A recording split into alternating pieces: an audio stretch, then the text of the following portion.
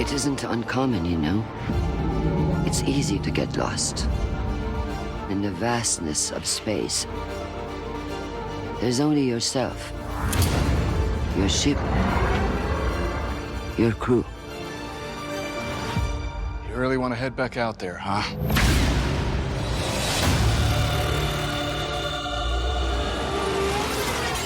Thank you so much for joining us. I'm here with Justin Lin. Now, Justin, Star Trek Beyond is your big expansion into the world of sci-fi.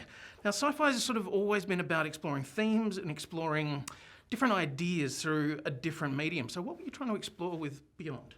You know, this being the 50th anniversary of Star Trek, I was fascinated about why it's been around for 50 years, why it's thrived in multiple mediums, you know, and you know, my hope was to deconstruct it, and then hopefully by the end it reaffirms, you know, why we love it so much. Is it difficult to decide what to do in a film that has so much sort of Well, it's got 50 pressure? years of storytelling, you know, and I think that's the ultimate challenge. But I was very fortunate to have great partners in Simon and Doug. We sat in a room. We didn't have a lot of time, but we were able to really kind of build this together. And then having this amazing all-star cast come on to bring it all to life, it was, you know, it was a dream come true. I know a lot of people would say that your strength as a director up until this point has been action. You know, you look at the Fast and the Furious films and everything, and there's this frenetic pace and there's this huge sort of feeling of movement. But I think one of your strengths is actually about creating an ensemble and working with that. When you're dealing with an ensemble like this, what do you want out of them? Well, I want to get to know everybody, you know, and I think that's one of the things in film sometimes, logistically, you know, you show up on set and there's the lead, and then there's, you know, I love even the day players coming in. I want to make sure that I have the right conversation with them. They're not just there to deliver one line or two lines. There's a life that's outside the frame, and that's something that I've always enjoyed. You know, I think coming from the indie world, I think character comes first. And I love the characters, and especially in this case, I grew up, you know, these characters are part of my family, so there was a lot of love that I wanted to hopefully build, you know, and together with this cast, we were able to kind of all come together and in a very small amount of time create this trust and environment to showcase. I think you should have this back. After all, it belonged to your mother. It is not in the Vulcan custom to receive again that which was given as a gift.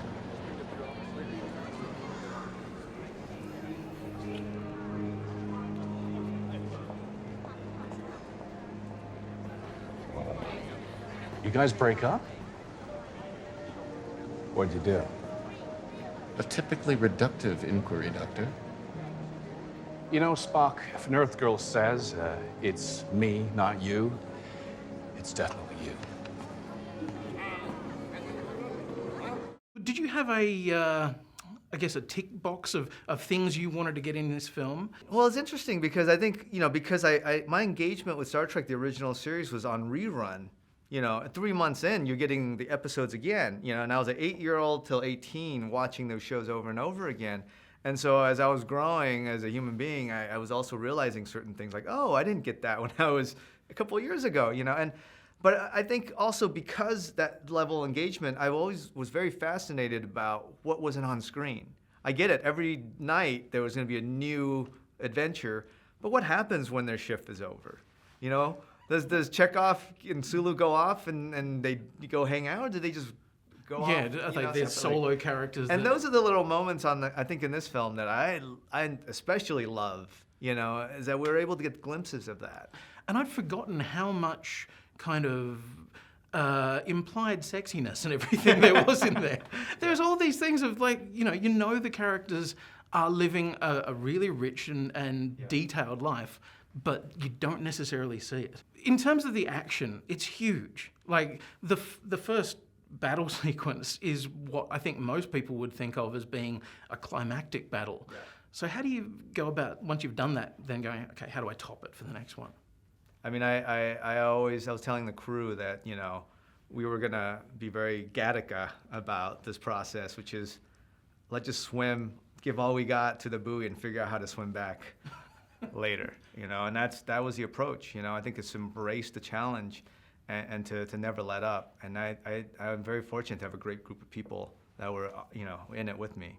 And one of those is John Cho, who you've done a lot of work with in the past. Was it good working with him again? Very proud of our journey. We started off on a no-budget, movie, and then, he was there with me when I did my credit card movie, which kind of changed my life and gave me a career. And so it's been great to kind of see him grow and evolve as an actor, and then to be able to have the opportunity to come back together.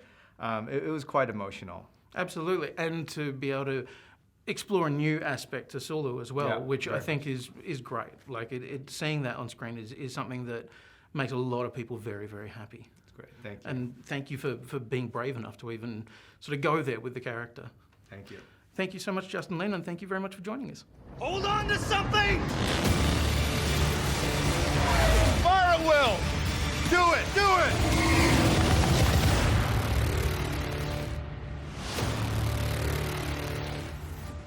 Pardon me.